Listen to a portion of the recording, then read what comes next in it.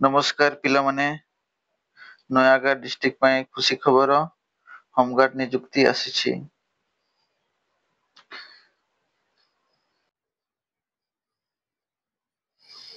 देखि पारुथिबे पिलामाने गृहरक्षी नियुक्ति निमंते सूचना नोटिफिकेशन आसी होमगार्ड में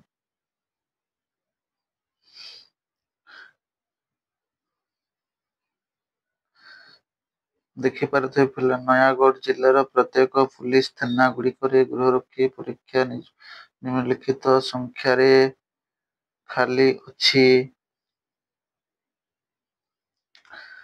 इच्छुक व्यक्ति माने निर्धारित दरखास्त आवेदन करिया पई आह्वान कराଯାଉଛି। योग्यता एवं इच्छुक व्यक्ति सीधासଳଖ दुर्गपति गृहरक्षी बाहिनी କାର୍ଯ୍ୟାଳୟ ନୟାଗଡ଼ थाना ପାଖ ନୟାଗଡ଼ 752069 ଠିକଣାରେ ସେମାନଙ୍କର ଆବେଦନ ପଠାଇ ପାରିବେ।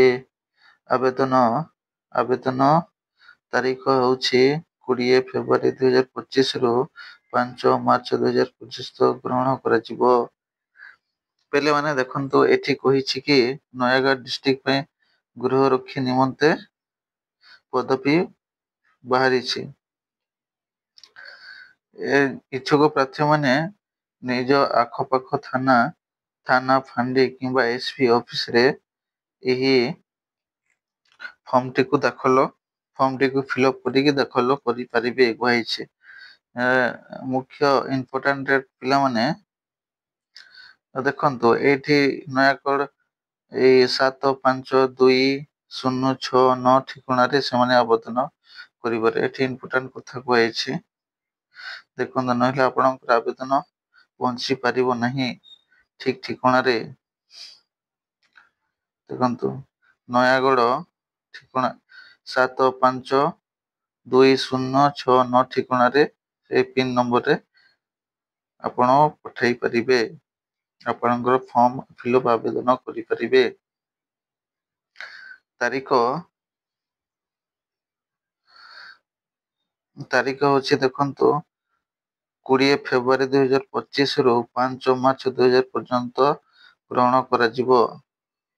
5 ମାର୍ଚ୍ଚ ପିଲାମାନେ ଲାଷ୍ଟ ଡେଟ୍ ନୟାଗଡ଼ ହୋମଗାର୍ଡ ପାଇଁ। ସେଥିପାଇଁ 5 ତାରିଖ ପୂର୍ବରୁ ଆବେଦନ ଦାଖଲ କରିଦିଅନ୍ତୁ। 5 ତାରିଖ ପୂର୍ବରୁ କରିଦିଅନ୍ତୁ କାହିଁକି ନା ଲାଷ୍ଟ ଡେଟ୍ରେ ଆପଣଙ୍କର ଫର୍ମ ଜମା ହେବ କି ନାହିଁ ହେବ କିଛି ଗ୍ୟାରେଣ୍ଟି ନାହିଁ। ପିଲାମାନେ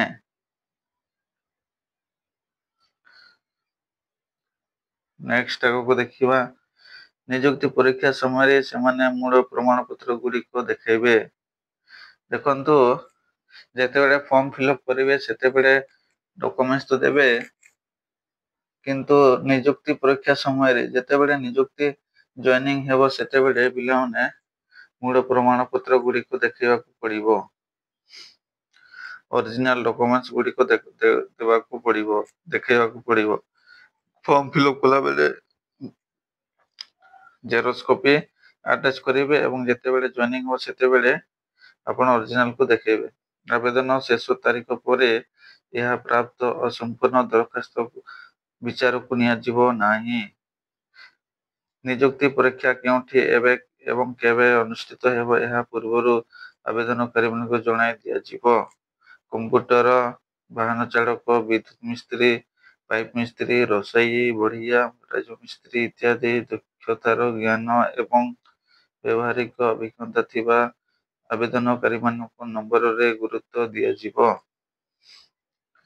ଦେଖନ୍ତୁ ପରୀକ୍ଷା ପୂର୍ବରୁ ଜଣାଇ ଦିଆଯିବ ପିଲାମାନେ ଆପଣମାନଙ୍କୁ କେବେ ଏବଂ କେଉଁଠି ପରୀକ୍ଷା କରାଯିବ। ଦେଖନ୍ତୁ ପରୀକ୍ଷା କରାଯିବ କହିଲେ ଯେମିତି ଭେକେନ୍ସି ନୟାଗଡ଼ ପାଇଁ ସମୁଦାୟ ଟୋଟାଲ 36 ଖାଲି ପଦବୀ ସଂଖ୍ୟା ଅଛି। ଯଦି ଫର୍ମ 37 ଫର୍ମଟା 37ରୁ ଅଧିକା ପଡ଼ିଲା ହେଲେ ରିଟର୍ନ ଏକ୍ଜାମ କିମ୍ବା ଫିଜିକାଲ କରାଇବେ ସେଟା ଅଧିକାରୀଙ୍କ ଉପରେ ନିର୍ଭର କରେ। ସେଥିପାଇଁ ଯଦି 37 କିମ୍ବା 37ରୁ କମ୍ ଆବେଦନ ହେଲା ହେଲେ ଡାଇରେକ୍ଟ ଜଏନିଂ ହେବ ପିଲାମାନେ। ସେଥିଲାଗି ସେଥିପାଇଁ ପିଲାମାନେ କମ୍ପ୍ୟୁଟର କିମ୍ବା driving licence, computer certificate, driving licence, ବିଦ୍ୟୁତ ମିସ୍ତ୍ରୀ ସାର୍ଟିଫିକେଟ୍, ପାଇପଲାଇନ୍ ମିସ୍ତ୍ରୀ ସାର୍ଟିଫିକେଟ୍, ରୋଷେଇଆ, ବଢ଼େଇଆ, କୁକ୍, ରାଜମିସ୍ତ୍ରୀ ଇତ୍ୟାଦିରେ ଜ୍ଞାନ ଥିବ ଯଦି ସେମାନଙ୍କର ପ୍ରିଫରେନ୍ସ ଫାଷ୍ଟ ଦିଆଯିବ, ସେଥି ମଧ୍ୟ ମାର୍କ ମିଳିବ। ବ୍ୟବହାରିକ ଅଭିଜ୍ଞତା ଥିବା ଆବେଦନମାନଙ୍କୁ ନମ୍ବର ଗୁରୁତ୍ୱ ଦିଆଯିବ। ଦେଖନ୍ତୁ ଏଠି କହିଛି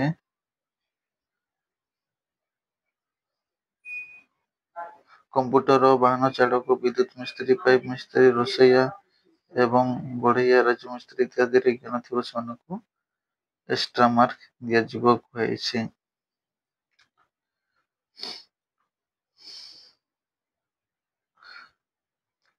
ଆଉ ଦେଖନ୍ତୁ ଦେଶୀୟ ଭାବରେ ପ୍ରତିଦିନ ଟଙ୍କା 612 ପାଇବେ। ବ୍ୟକ୍ତି ବ୍ୟକ୍ତି ସେମାନଙ୍କର ସେବା ପ୍ରଦାନ କରିବା ପାଇଁ ଦେଖନ୍ତୁ ଦିନକର ମଜୁରୀ ହୋମଗାର୍ଡରେ 612 ଟଙ୍କା ପାଇବେ। ସେଟା ପରମାନେଣ୍ଟ ଯୋଉ ନୁହେଁ, ଏଟା ଟେମ୍ପୋରାରୀ 3 ବର୍ଷ ପାଇଁ ଏହା ସିଲେକ୍ସନ କରାଯିବ ଏବଂ 3 ବର୍ଷ ପରେ ସେମାନେ ରଖିବେ କିମ୍ବା ବହିଷ୍କାର କରିବେ ସେଟା ଅଧିକାରୀଙ୍କ ଉପରେ ନିର୍ଭର କରୁଛି ଏବଂ 612 ଟଙ୍କା ପାଇବେ ଦିନକୁ। ସେଠିରେ କୌଣସି ଆଲାୱେନ୍ସ ନାହିଁ। ଯୋଉ ଦିନ ଡ୍ୟୁଟି କରିବେ ତାର ପଇସା ପାଇବେ ଆଉ ଯଦି ଆବସେଣ୍ଟ କରିବେ ସେଦିନ ପଇସା ପାଇବେ ନାହିଁ, ମଜୁରୀ ହିସାବରେ ପାଇବେ। ଦେଖନ୍ତୁ କୋଉ ଥାନାରେ କେତେ ଭେକେନ୍ସି ଅଛି। ନୟାଗଡ଼ ଥାନାରେ ଦେଖନ୍ତୁ ପୁରୁଷ ହୋମଗାର୍ଡ ପାଇଁ 2ଟା ଏବଂ ମହିଳା ହୋମଗାର୍ଡ ପାଇଁ 1 ଅଛି।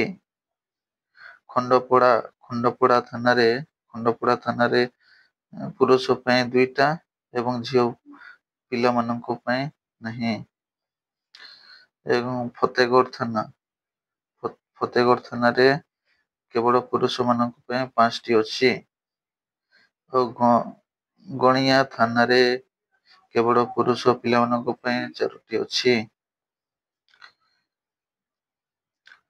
ଶରଣକୂଳ ଥାନାରେ 5ଟି ପିଲାମାନଙ୍କ ପାଇଁ ଓ ମହିଳାମାନଙ୍କ ପାଇଁ 1।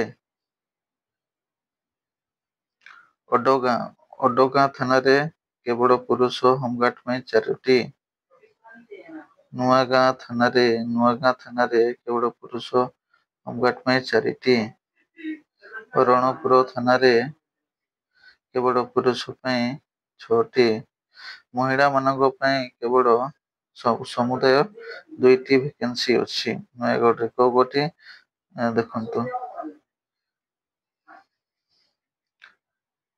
ନୟାଗଡ଼ରେ 1 ଅଛି ଆଉ ଶରଣକୂଳ ଥାନାରେ 1 ଅଛି।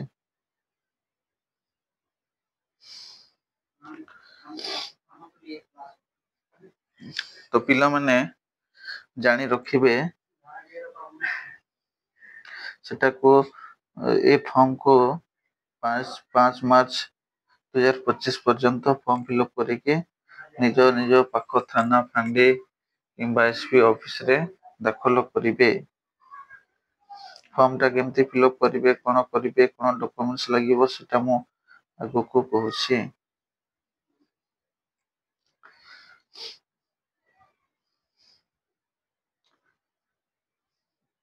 ଯୋଗ୍ୟତା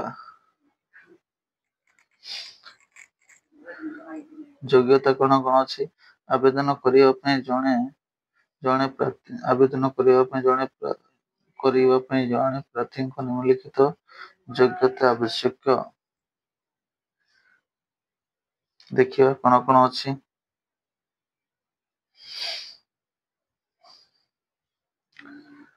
1 ନମ୍ବରରେ ପ୍ରାର୍ଥୀ ଜଣେ ଭାରତୀୟ ନାଗରିକ ହେଇଥିବ, ଇଣ୍ଡିଆନ ସିଟିଜେନ୍ ହେଇଥିବ।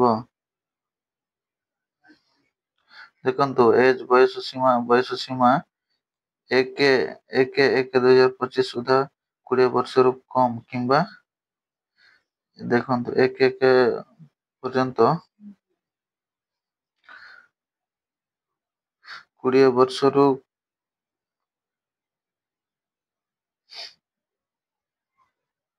20 ବର୍ଷରୁ କମ୍ କିମ୍ବା 20 ବର୍ଷରୁ 20 ବର୍ଷରୁ 20 ବର୍ଷରୁ ଉର୍ଦ୍ଧ୍ୱ କିମ୍ବା 60 ବର୍ଷରୁ ଉର୍ଦ୍ଧ୍ୱ 60 ବର୍ଷରୁ କମ୍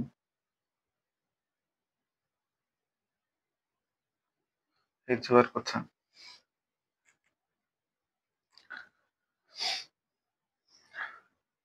ବୟସ ସୀମା 20 ବର୍ଷରୁ ଅଧିକ ହେଇଥିବ କିମ୍ବା 60 ବର୍ଷରୁ କମ୍ ହେଇଥିବ ନୟାଗଡ଼ ଡିଷ୍ଟ୍ରିକ୍ଟ ପାଇଁ ବୟସ ସୀମା।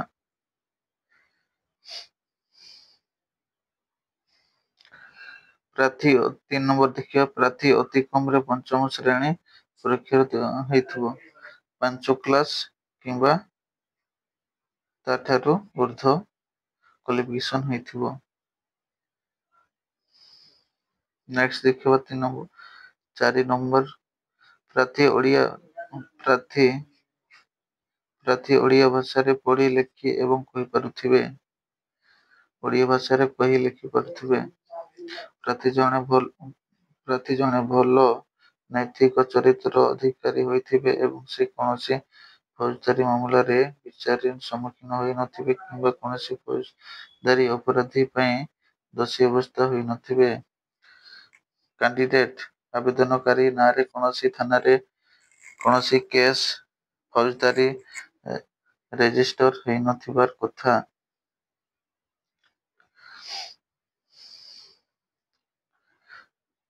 6 ନମ୍ବର ଦେଖିବା, ପ୍ରାର୍ଥୀ ଜଣେ ସୁସ୍ଥ ଏବଂ ସ୍ୱାସ୍ଥ୍ୟ ଶାରୀରିକ ଅଧିକାରୀ ହୋଇଥିବେ ଏବଂ ତାଙ୍କୁ କୌଣସି ଜଟିଳ ଶାରୀରିକ ସମସ୍ୟା ନଥିବ, କୌଣସି ରୋଗ ହୋଇନଥିବ ଏବଂ ଫିଜିକାଲି ଫିଟ୍ ଥିବାର କଥା।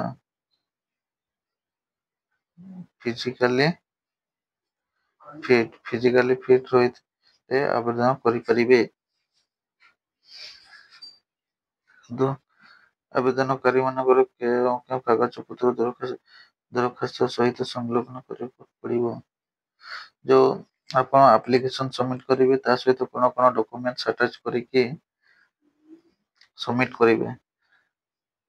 1 ନମ୍ବର ଦେଖନ୍ତୁ, ରେସିଡେନ୍ସ ସାର୍ଟିଫିକେଟ୍ ଆବାସିକ ପ୍ରମାଣପତ୍ର ରେସିଡେନ୍ସ ସାର୍ଟିଫିକେଟ୍ ଲାଗିବ। ଏବଂ 2 ନମ୍ବର ବୟସ ଏବଂ ଶିକ୍ଷାଗତ ଯୋଗ୍ୟତା ପ୍ରମାଣପତ୍ର ଏଜୁକେଶନାଲ କ୍ୱାଲିଫିକେସନ୍ ଲାଗିବ। ଏଜୁକେଶନାଲ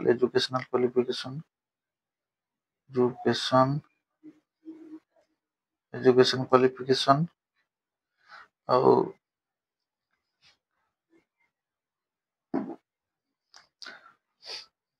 ବାର୍ଥ ସାର୍ଟିଫିକେଟ୍ ଲାଗିବ।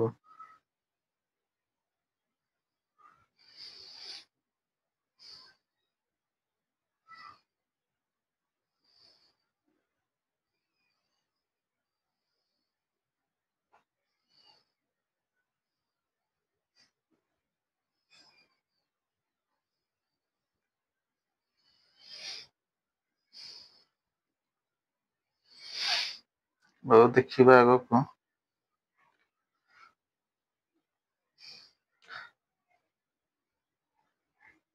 4ଟି ପାସପୋର୍ଟ ସାଇଜ 3 ନମ୍ବର 4ଟି ପାସପୋର୍ଟ ସାଇଜ ଫଟୋଗ୍ରାଫ 4ଟି ପାସପୋର୍ଟ ସାଇଜ ଫଟୋଗ୍ରାଫ ଲାଗିବ। ବ୍ୟାକଗ୍ରାଉଣ୍ଡ କଲର ହେଇଥିଲେ ବି ଚଳିବ କିମ୍ବା ହ୍ୱାଇଟ୍ ବ୍ୟାକଗ୍ରାଉଣ୍ଡ ଥିଲେ ବି ଚଳିବ, ସେଥିରେ କିଛି ମେନସନ କରିନାହିଁ ପିଲାମାନେ।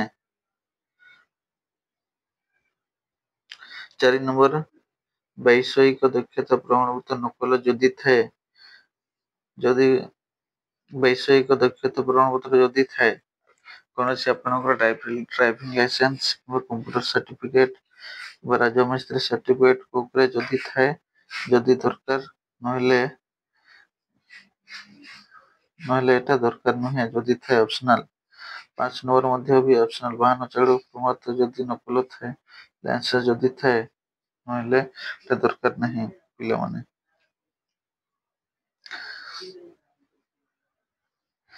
ଦେଖନ୍ତୁ କଣ ସାର୍ଟିଫିକେଟ।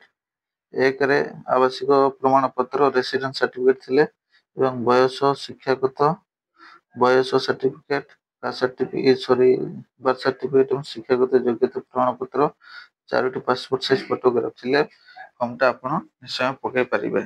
କେବଳ ନୟାଗଡ଼ ଡିଷ୍ଟ୍ରିକ୍ଟ ପିଲାମାନେ ଏ ଫର୍ମକୁ ପକାଇ ପାରିବେ, କାହିଁକି ନା ନୟାଗଡ଼ ଡିଷ୍ଟ୍ରିକ୍ଟ ପାଇଁ ହୋମଗାର୍ଡ ଭେକେନ୍ସି ବାହାରିଛି।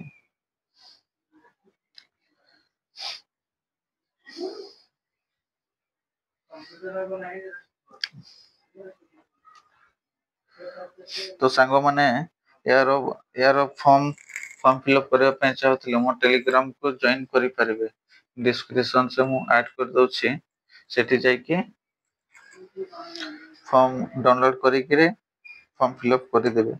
5 ତାରିଖ ପୂର୍ବରୁ 5 ମାର୍ଚ୍ଚ 2025 ପୂର୍ବରୁ ଫର୍ମଟା ଫିଲ୍ଅପ୍ କରିପାରିବେ ପିଲାମାନେ। ଧନ୍ୟବାଦ ପିଲାମାନେ।